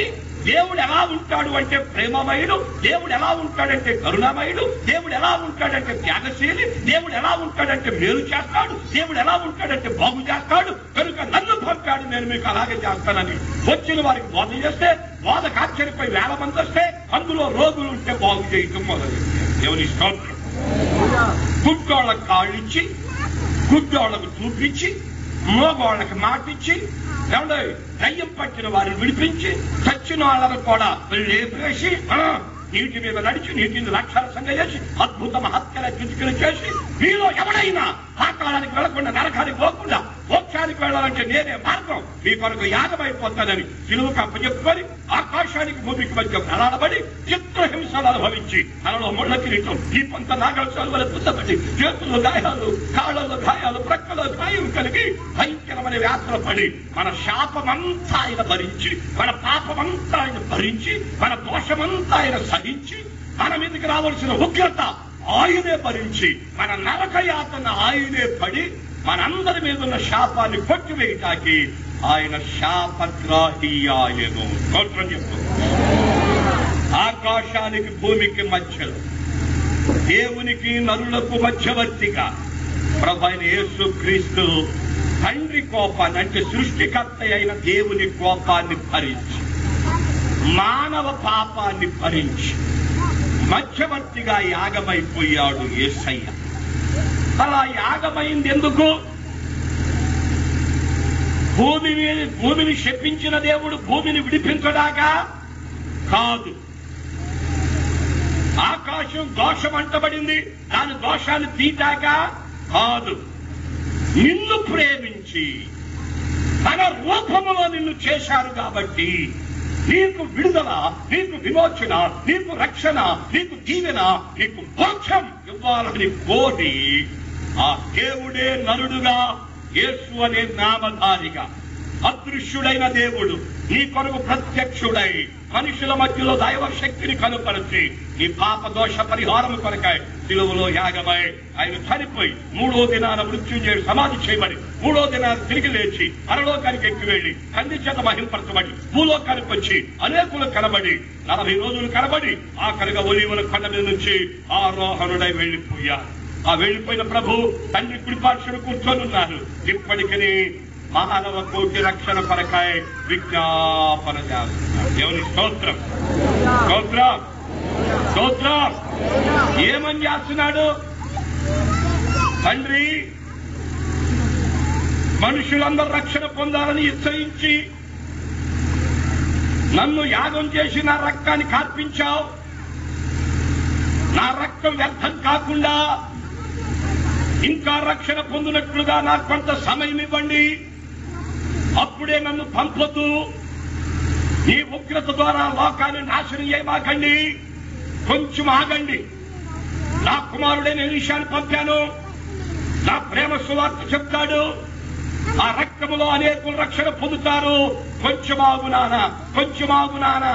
తండ్రి అబ్బా అని వేడుకుంటున్నాడు. అందుకు ఆలస్యం అవుతాంది. ఈ ఆలస్యం నీకు చులకననిపిస్తుంది. పాస్టర్ గారు ఏ బోధ చేసినా యేసు వస్తున్నాడు, ఇదిగో ఆయన మనల్ని తీసుకెళ్తాడు, ఆయన వచ్చేస్తున్నాడు, అడుగడుగో ఇదిగిడుగో ఇదిగో అని చెబుతాం మేము. అప్పుడు వీళ్ళేమనుకుంటున్నారు? ఒరే వస్తాడంటున్నారు. ఏంటా వస్తాడంటావంటరా? ఈ పాస్టర్ గారు బతకడానికి చెబుతున్నారు అనుకుంటారా? ఆయన వచ్చేది లేదు, మనం పోయేది లేదు అని వీళ్ళకు కూడా డౌట్. వీళ్ళు కూడా కూర్చున్న వాళ్ళకు కూడా ఏదన్నా కష్టం రాని, ఏదన్నా బాధ రాని, ఇంకొక సంవత్సరం జరగని వస్తాడన్నాడు. ఏడయ్యా వస్తాడా అని అడుగుతుంది ఒక ఈ అమ్మ. అంత విశ్వాసం పెంచుకున్నావంటే మరి వస్తాడని చెప్పిన వాడు రాడా? వస్తాడు. మరి ఎందుకు ఆలస్యం అవుతుంది? ఇంకా నీ కుటుంబంలో రక్షణ పొందవలసిన వారు ఉన్నారు. ఇంకా నీ వాడకట్లో రక్షణ పొందవలసిన వారు ఉన్నారు. ఇంకా ఈ నగరంలో రక్షణ పొందవలసిన వారు ఉన్నారు. ఇంకా ఈ పట్టణంలో రక్షణ పొందాలి. ఈ దేశంలో రక్షణ పొందాలి. ప్రపంచ మానవాళి ప్రభు నమ్మవలసి ఉంది. దాని కొరకు ఆయన ఆలస్యం చేస్తున్నాడు. ఒకవేళ తండ్రికి ఇష్టమై ఏమయ్యి చెప్పు. నేను కలుస్తుంటే ఒక్క మాట కూడా గట్టి చెప్పలేవా? ఆ ఊరుగా చెప్పు. ఎవరికి ఇష్టమై? కుమారుడా ఇక లేనానా? చాలేగా నీ స్వరక్తమిచ్చి 2016 సంవత్సరాలు అవుతాంది కదా, ఇక చాలే ఈ సమయం. వెళ్ళు, నీ రక్తములో కడుక్కున్న నీ పిల్లలు తెచ్చుకో అని చెబుతాడు. దేవుని స్తోత్రం. యేసు ఎత్తబడిన నాటి నుండి శిష్యులు ఆత్మ పొంది ప్రపంచానికి పిలిపించారు. దేవుడున్నారు, ఆయన రూపంలో నువ్వు చేయబడ్డావు. నీలో జన్మ పాపం, కర్మ పాపం ఏర్పడింది. ఆ పాపానికి పరిహారంగా దేవుడే యేసుగా నరుడుగా వచ్చి యాగమయ్యారు. ఆ పరిశుద్ధ రక్తం నీ కొరకుంది. యేసయ్యా నేను పాపి, నన్ను ఒప్పుకుంటే ఆ రక్తంలో నిన్ను కడుగుతాడు. నీ హృదయానికి అంటిన ఆ మచ్చ, మలినం, దాగు, ఆ పాప పంచిలాన్ని కడిగి నీ హృదయాన్ని పరిశుద్ధపరుస్తాడు. నువ్వు పాపాలు ఒప్పుకొని పశ్చాత్తాపడి బాప్తిసం పొందు. బాప్తిసం పొంది నువ్వు ఆత్మ పొందు, ఆత్మ పొంది నీవు వరాలు పొందు, వరాలు పొంది నువ్వు పవిత్రంగా బ్రతుకు, ప్రభు వచ్చే ఎగిరెళ్ళిపోతాం అని బోధ ప్రారంభమైంది. దేవుని స్తోత్రం. ఆ బోధ విని వారి బాధలో, వారి కష్టంలో, వారి ఇరుకుల్లో, వారి ఇబ్బందుల్లో, వారి రుణాల్లో, వారి చింతల్లో, వారి వ్యాధంలో, వారి మనోవ్యాధంలో ఏ దిక్కు దోచకకి ఎవరు దిక్కంటే దేవుడు అన్నట్టుగా యేసు దగ్గరికి వచ్చి ప్రార్థన చేస్తే ఆయన బాగు చేసి పైకెక్కించి, నెమ్మదించి, సుఖమిచ్చి, రుణాల నుంచి పైకెత్తి, వ్యాపారంలో జయమిచ్చి, ఉద్యోగం ఇచ్చి, పనులు కల్పించి, సమృద్ధిగా పోషించి, ఇల్లు కట్టించి, ఉన్నదంతా ఆశీర్వదిస్తే అప్పుడు యేసు దేవుడు అని నమ్మి మార్పు చెంది బాప్తిసం పొందిన వాళ్ళు ఉన్నారే, వాళ్ళ కొరకు రాబోతున్నాడు. దేవుని స్తోత్రం. ఒకప్పుడు వచ్చి సిలువలో యాగమైన ప్రభు మళ్ళీ రాబోతున్నాడు. ఎందుకు? ఇప్పుడున్న ఈ భూమి, ఆకాశాన్ని తీసేయాలి, నూతన ఆకాశం, నూతన భూమిని పంపి నూతన జన్మ పొందిన వారి నూతన యెరూషలేము పట్టణంలో ఉంచాలి. అది ఎప్పుడు జరుగుద్ది అనేది ఇప్పుడు చెప్పబోతున్నాను. ఇంకొద్దిగా మీరు టైం మరి ఎంత అనేది నాకు చెప్పలేదు బాబోళ్ళు. కొద్దిగా మైక్ ఇంజనీర్ కొద్దిగా ఏదైనా అవకాశం ఉంటే కొద్దిగా డౌన్ చేసుకుంటా ఉన్నానా, ఒకరితో పని లేకుండా జాగ్రత్త. కొద్దిగా ఓర్చుకోండి. ఇప్పుడు ఆఖరి రోజు కదా, విషయాలు తెలుసుకోండి. ఉంటారా, వెళ్ళిపోతున్నారా? అయితే ఇంకెక్కడికి పోతారు? పరిశుద్ధాత్ముడు ఖర్చు వెళ్తారా? కట్లు పదియాలంటే ఆమె చెప్పాలి ఇక్కడ. అప్పుడు దాకా నువ్వు కథలు చెప్తాడేంటి ఆయన? దేవుని స్తోత్రం చెప్పు. వినిప్పుడు యేసుని గురించి ప్రకటన వచ్చేసింది కదా, వచ్చింది నమ్మేశారు కదా, నమ్మినోళ్ళు బాప్తిసం పొందేశారు కదా, పొందినోళ్ళు ఆత్మ పొందేశారు కదా, పొందినోళ్ళు పవిత్రంగా బ్రతుకుతున్నారు కదా. వీళ్ళ కొరకు యేసయ్య రెండవ రాకడ రాబోతుంది. ఒకప్పుడు వచ్చాడు, మొదటి రాకడ అన్నాడు, రెండోసారి రాబోతున్నాడు. రెండవ రాకడలో 2 దశలు. మొదటి దశ రహస్య దశ. తండ్రి దగ్గర లేపి కుమారుడు వెళ్ళు, ఈ స్వరక్తినిచ్చి సంపాదించుకున్న సంఘాన్ని తెచ్చుకో అని చెప్తే యేసు ప్రభువు లేచి దూతగణాలను వెంటబెట్టుకొని, ఎవడో విన్నారా? ఏం పెట్టుకుని? దూతగణాలను వెంటబెట్టుకొని ఇప్పుడు యేసు ప్రభుని గురించి ప్రకటన చేసిన నాటి నుండి ఈ నాటి వరకు ఎందరో నమ్మి ప్రభువులో భక్తిగా పెరిగి చచ్చిపోయారే, వాళ్ళ ఆత్మలు ఆయన దగ్గర ఉన్నాయి. అవి తీసుకొని దేవుని స్తోత్రం చెప్పు. అంటే పరిశుద్ధుల ఆత్మలు తీసుకొని ప్రభు అయిన యేసు విన్నారా ఆర్భాటముతోనూ మాట్లాడేంటి అసలు ఇటు ప్రధాన దూత శబ్దముతోనూ దేవుని బోరతో ఆయన రాబోతున్నాడు. చప్పట్లు కొట్టి ప్రభుని స్తుతించు. రెండవ రాకడలో మొదటి దశ రహస్య దశ. మధ్యాకాశానికి వస్తారు, పరిశుద్ధుల ఆత్మలు వదులుతారు. మట్టి మట్టి, దుమ్ము దుమ్ము, ధూళి ధూళి అయిపోయినా వారిలోకి ఆత్మ వెళ్లి మహిమ దేహముతో, దేవుని స్తోత్రం చెప్పు. ఏ దేహం అంటే ఏ అంటది? ఇట్ట కాదా? ఆహా, ఇట్ట కాదు. కానీ ఇట్టాగే ఉన్నా ఈ రక్త మాంసాలు ఉండవు. దేవుని స్తోత్రం చెప్పు. ఆదాము మొట్టమొదటి ఎలా చేయబడ్డాడు? ఆ మహిమ దేహం వస్తుంది. ఆ మహిమ దేహము పొందిన భక్తులు మొదట లేపబడతారు. సమాధుల్లో ఉన్నవారు పునరుద్ధానాలు 2. క్రీస్తు నందుండి మృతులైన వారు మొదట లేపబడతారు. అంటే 2 పునరుద్ధానాలకు కారణాలు. మేలు చేసిన వాడు జీవ పునరుద్ధానమునకు, కీడు చేసిన వాడు తీర్పు పునరుద్ధానానికి. ఇప్పుడు మొట్టమొదటిగా వచ్చినప్పుడు పరిశుద్ధులాత్మలు విడిచిపెడతారే, వీళ్ళు తమకు తాము యేసును నమ్ముకొని మేలు చేసుకున్నవారు. అలా యేసును నమ్మి ఇతరులకు మేలు చేసిన వారు వీళ్ళు జీవ పునరుద్ధానానికి, మరణములో నుండి ఏమయ్యారు? వీళ్ళు జీవములోనికి దాటబడినట్టు అన్నమాట. అందుకని వీరు మొదట లేపబడతారు. ఆ మీదట సజీవులమై నిలిచియుండు మనం. అంటే ప్రపంచంలో ఎవరైతే యేసును నమ్మి ఇప్పటి వరకు ఈ రాత్రి ఆయన వస్తే ముందుగా వారు లేపబడతారు. ఆ మీదట ప్రధాన దూతకు బోరిస్తాడు, భూమి మీదకి పెడతాడు ప్రధాన దూత మధ్యాకాశము నుంచి. ఇదిగో యేసును నమ్మి రక్షణ పొంది, ఆత్మ పొంది, పవిత్రంగా, పరిశుద్ధంగా, నీతిగా, భక్తిగా, యథార్థంగా, సంపూర్ణులుగా సీయోనుకు సాగిపోవారులారా, ఇక్కడికే ఎక్కిరండో పిలుపు రాబోతుంది. దేవుని స్తోత్రం చెప్పు. అది ఎవరికి వినపడుతుందో తెలుసా? యేసును నమ్మి మార్పు చెంది బాప్తిసం పొంది పవిత్రంగా బ్రతికి దేవుని స్వరమింటూ దేవుని మాటల ప్రకారంగా బతికే వారికి. విన్నారా? మనమేమనుకుంటాం, మనం అందరికి అనుకుంటున్నాం. మనం అందరం అట్టున్నావా? బోధించే నేనైనా ఏమన్నా వింటున్నారా? ఆ స్వరం వినాలంటే వాద ముఖ్యం కాదు. ఇక్కడ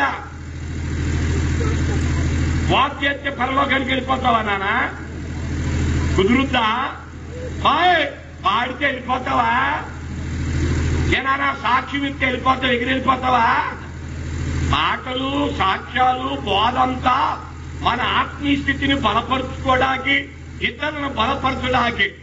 కానీ వాక్యం బోధించినా, సాక్ష్యం చెప్పినా, పాట పాడినా, దేవుని దగ్గరకు వచ్చినా, దేవునికి ఎంత ఇచ్చినా నానే బతుకు బాగుంటేనే ఆ స్వరమిని పరలోకానికి ఎక్కిపోతాం. దేవుని స్తోత్రం చెప్పు. లేకపోతే ఏమవుతాం? ఇప్పుడు నా బోధ బాగుందా? బాగాలేదా? ఏమైనా తప్పేమైనా చెప్పానా? మీకు తప్పు చేయండి అని చెప్పానా? నేను మాట్లాడేంటి? బాగుంది కదా. మరి బోధ బాగుంటే సరిపోద్దా? బతుకు బాగుండాలి. దేవుని స్తోత్రం చెప్పు. ఎవరిది బోధించే నా బతుకైనా ఆ బోధ పెట్టన్నా అనవే నాదని నేను చెబుతున్నా. కానీ నేను ఎక్కడ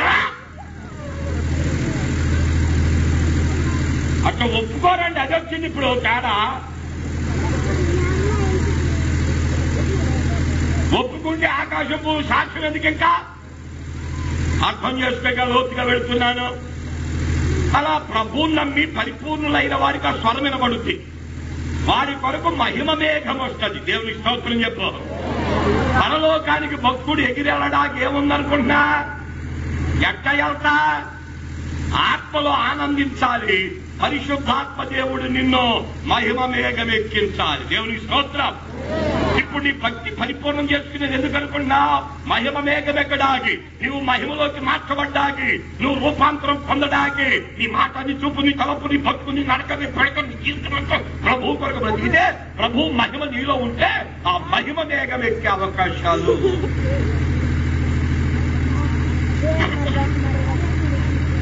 క్రీస్తునందు మృతులైన వారు మొదట, ఆ మీదట మనం ఇక్కడ మనం చచ్చిపోకర్లా, మళ్ళీ మనము సమాధి చేయబడక్కర్లా, మళ్ళీ లేవక్కర్లా.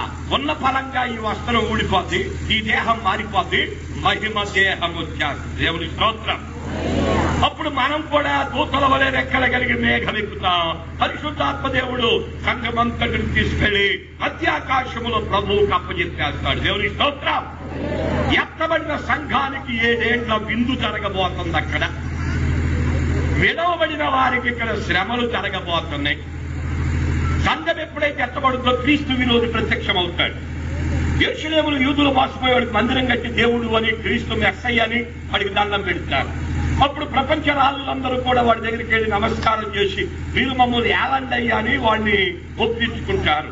ప్రపంచ నియంత అవుతాడు. అసలు ఈ విషయాలు చెప్పాలంటే గంట చెప్పాలి, కానీ టైం లేదు కాబట్టి నేను లోతుగా వెళ్ళలేకపోతున్నాను. అప్పుడు ప్రపంచ రిమోట్ కంట్రోల్ సాతాను చేతులకు వెళ్ళబోతుంది క్రీస్తు విరోధి. అప్పుడు వాడు 666 ముద్రలు కట్టబోతున్నాడు.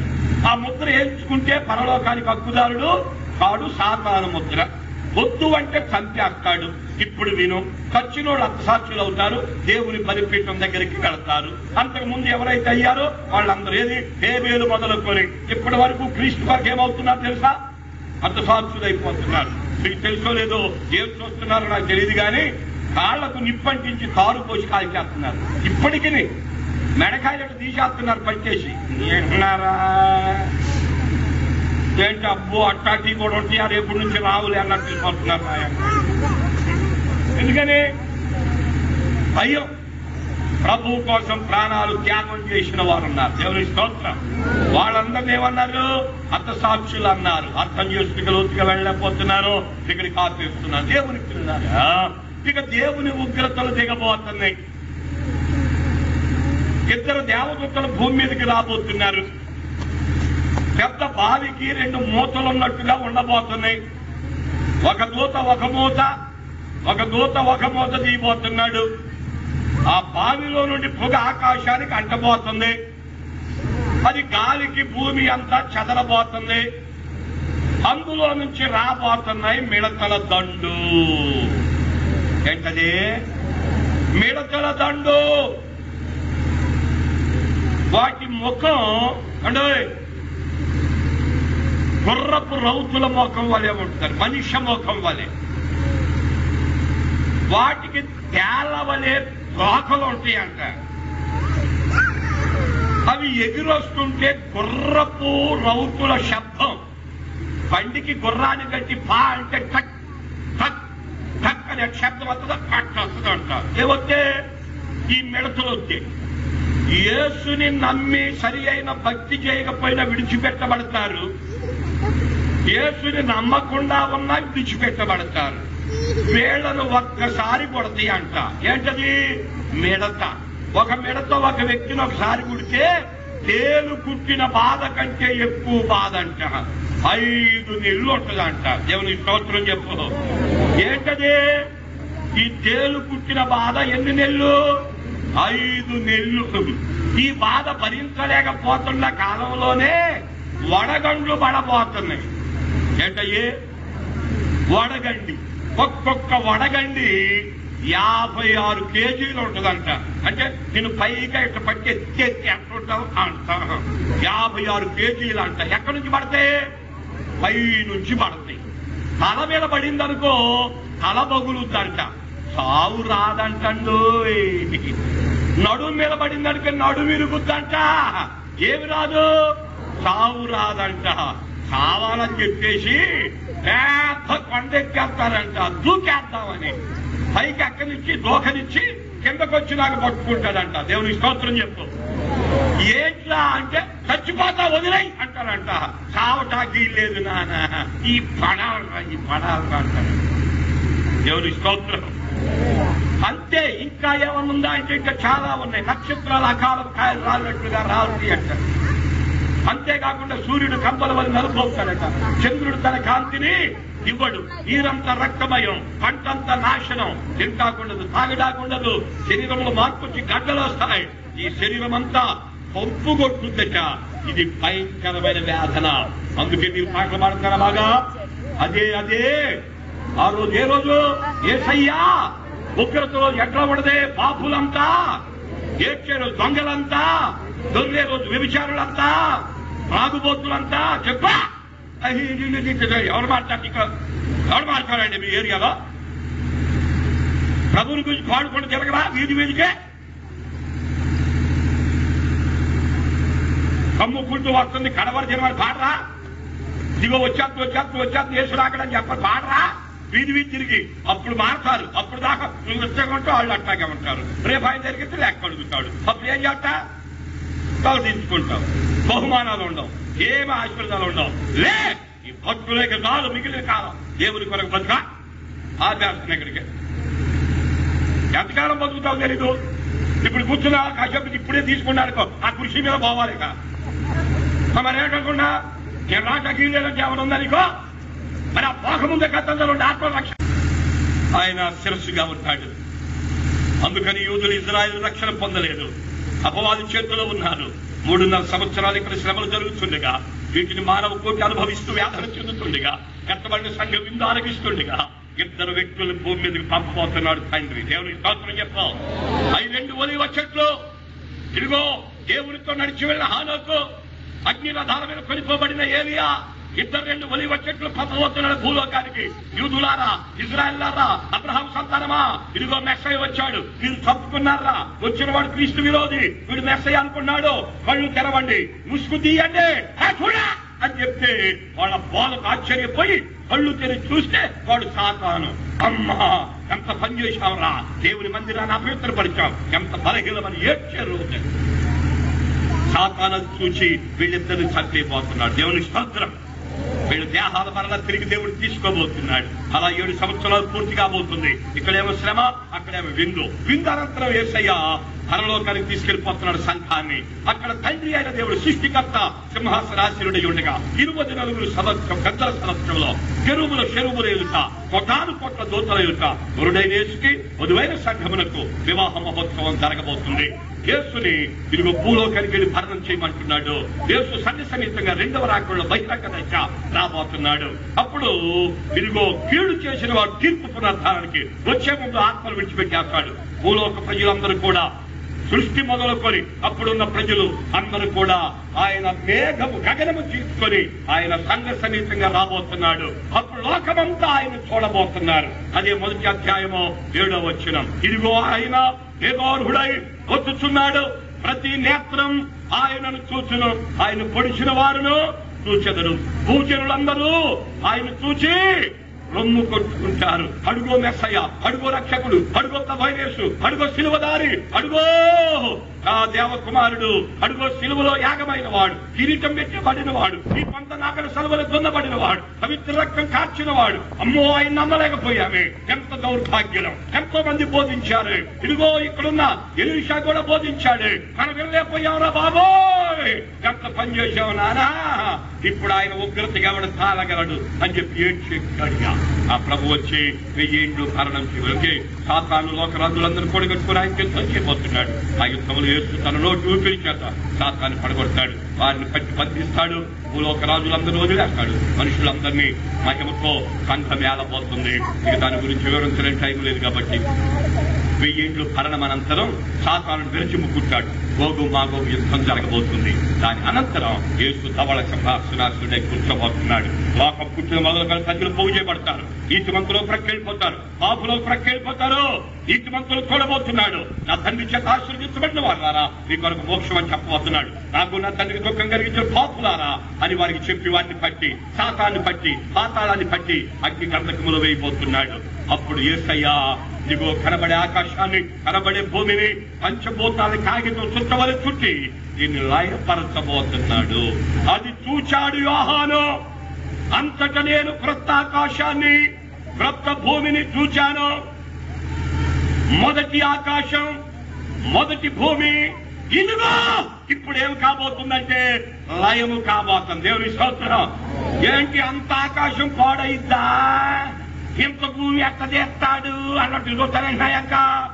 సమస్తాన్ని చేసింది ఆయనే, ఆయనే తీయగలడు. దేవుని స్తోత్రం చెప్పు. ఆకాశం ఆయన సింహాసనం, భూమి ఆయనకి అంతిది ఊరి కుర్చీ ఇసిరేసినట్టు తీసిరేస్తాడు అవతాల అగ్నితో. యేసు ప్రభువే గొర్రె పిల్లే వారికి రేపు మీకు దాన్ని చెప్పలేకపోతున్నాను. యెరూషలేం పట్టణానికి ఇచ్చిన దేవుడు నూతన ఆకాశంలో నూతన భూమిలో ఏం పెట్టాడు? నూతన యెరూషలేమును తెచ్చి నూతన సంఘాన్ని అందులో ఉంచబోతున్నాడు.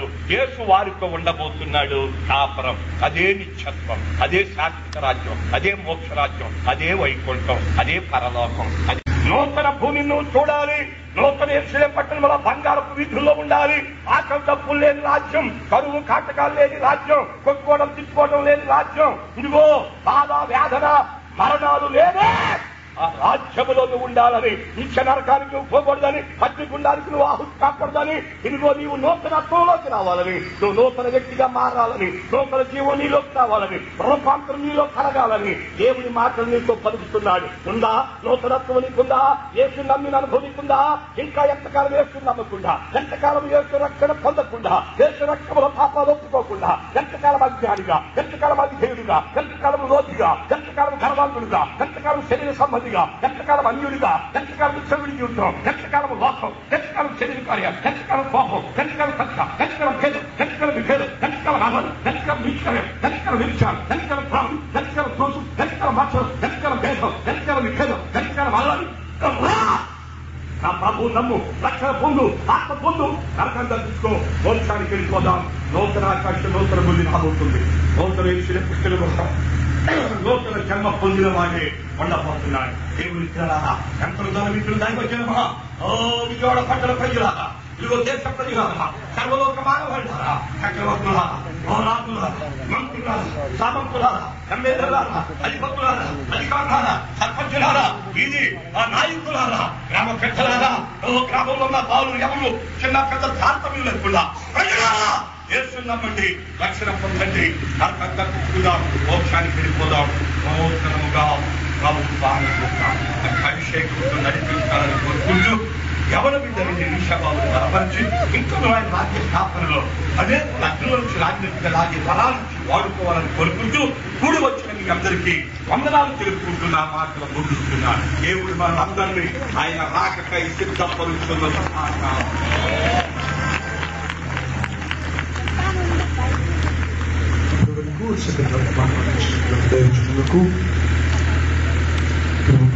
సంగమితో ప్రభుత్వం అందరూ కూడా చెప్పకూడదు. పడిపోడుగా హల్లెలూయా గడిగి చూద్దాం, దగ్గరగా హల్లెలూయా గడిగి చూద్దాం, హల్లెలూయా. నిజంగా ఈ రాత్రి కాలపు వేళ దేవుడు ఒక 3వ రాత్రి కాలపు వేళ నిజంగా దేవుడు మనతో తేటగా మాట్లాడాడు. మనం చూస్తున్నటువంటి ఆకాశము యొక్క భూమి ఒకనొక దినాన్ని గతించిపోబోతాయి. ఒక నూతనమైన ఆకాశం, నూతనమైనటువంటి భూమి మన కొరకు దేవుడు సిద్ధపరిచి వచ్చాడు. కనుక అటువంటి శుభప్రదమైన నిరీక్షణ కొరకు మనం తీర్మానం చేసుకున్నాం. అందరూ కూడా తలలు వంచండి. ఎంతమంది అతి నూతన ఆకాశములు నేను ఉండాలయ్యా, అతి నూతనమైన భూమిలో నేను ఉండాలయ్యా అని ఆశిస్తున్నారు? నిజంగా అతి నూతనమైన ఆకాశంలో నేను ఉండాలి, ఆ నూతనమైనటువంటి భూమిలో దిగువచ్చున్న నూతన యెరూషలేము పట్టణములో నేను చేర్చబడాలి అని ఆసక్తి కలిగిన వారందరూ కూడా ఒక క్షణం మీ కుడి చేతిని తగ్గించి చూపండి.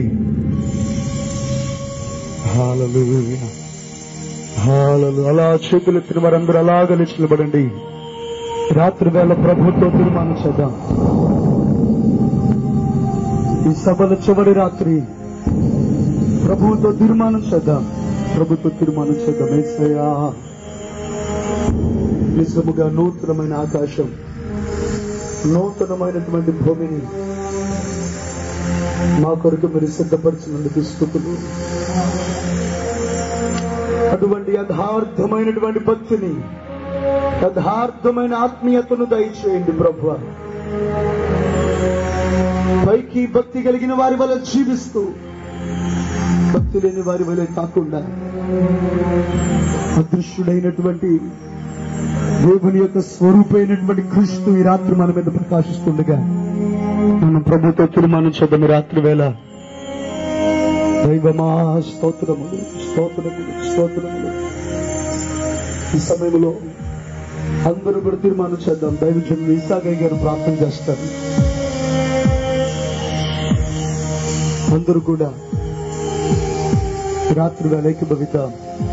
యేసయ్యా, తీర్మానాలు బలపరచండి. ఆ నూతన ఆకాశములో, నూతన భూమిలో నేను చేర్చబడాలయ్యా. నిజంగా దేవుని మాటలు విన్నటువంటి మనం దేవుని వైపునికి చూద్దాం. హల్లెలూయా. అందరూ కూడా కనులమై ఈ రాత్రి కాల సమయంలో దేవుని సేవకుని ద్వారా ఆశ్చర్యమైన సంగతులు, నూతనమైన శరీరములు, ముఖ్యమైన సందేశమును పలికిన ఈ ప్రజలందరి కొరకు నిజమే ప్రభువా, దేవుని భక్తి, దేవుని దాసులు, ఆయన సేవించేవారు, ఆయన ఆరాధించేవారు, ఆత్మతో సత్యముతో తండ్రిని ఆరాధించాలని ప్రభువా నీ సేవకు నిలబెట్టిన ఆయన దైవ సేవకుని నిలబెట్టి ముఖాంతరముతో ప్రభువా ఈ ప్రజలతో మాట్లాడినందుకే స్తోత్రాలు ప్రభువా. అవును నాయన, ప్రతి ఒక్కరు కూడా ప్రతి ఒక్క నేత్రము ఆయన సూచన, ప్రతి ఒక్క నేత్రము ఆయన సూచన, ఆయన కొత్త భూమిని, ఆకాశమును మరియు శపితమైన ఆ భూమిని దేవుడు తొలగించి మీకు ప్రేమను చూపిస్తాడు చెప్పినట్టుగా ఈ రాత్రి కాల సభల ప్రభువా, చివరి రాత్రిగా తండ్రి, ఆఖరి రాత్రిగా ప్రభువా నా తండ్రి సేవకులు నిలబెట్టి ఎంతవరకు నా తండ్రి మాతో ముసూటిగా మాట్లాడేందుకు స్తోత్రాల ప్రభువా.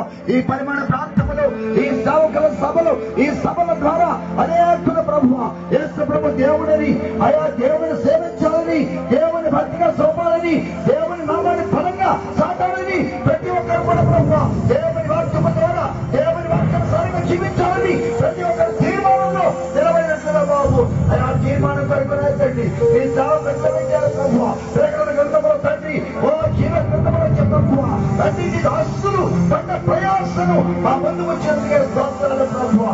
అయ్యా ఈ ప్రాంతంలో జీవించండి అయ్యా, ఈ ప్రాంతం ఆశ్రయించిన దైవశాస్త్రం గమనించండి. అదే ప్రభువా బలపరచండి, ఇంకా నడిపించండి ప్రభు. ఈ సభల ద్వారా గొప్ప కార్యం చేసి ఆత్మలో తగ్గి ప్రభువా, ఆత్మ సంగమంలో చూపుతున్న మాట చెలగావాడు వినురుగా చెప్పిన ప్రభువా. ఎవరికైనా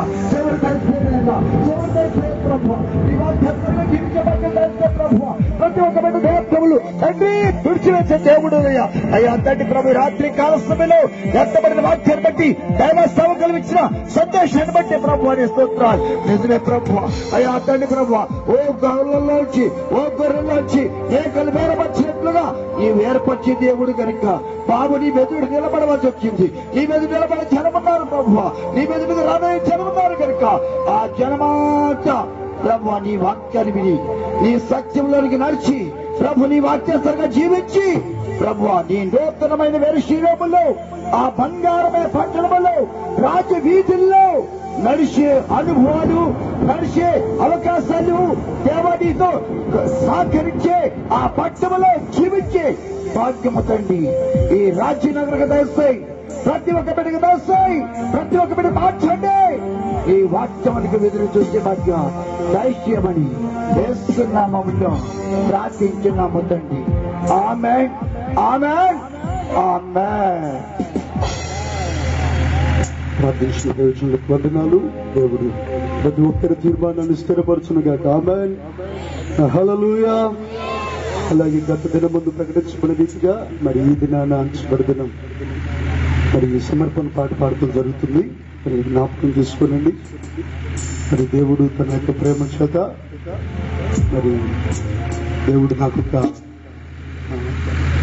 సంవత్సరాన్ని దేవుడు జత చేసి 8 నెలలు అవుతుంది. దేవునికి స్తోత్రం. మరి ఇప్పుడు నా జీవిత భాగస్వామి మరి దేవుడు భార్యను దేవుడు అనుగ్రహించాడు. దేవునికి స్తోత్రం. సుబుద్ధి గల భార్య యెహోవా యొక్క దానము అన్నట్లుగా దేవునికి స్తోత్రం. డైగర్ గారు చక్కని మాట చెప్పారు కదా. మరి సభలకు చిన్న పాట పాడుతూ ఉంటుండగా అందరూ కూడా మన హృదయపూర్వకమైన కానుకలు అర్పించుకుందాం. నా కనుల వెంబడి కన్నీరు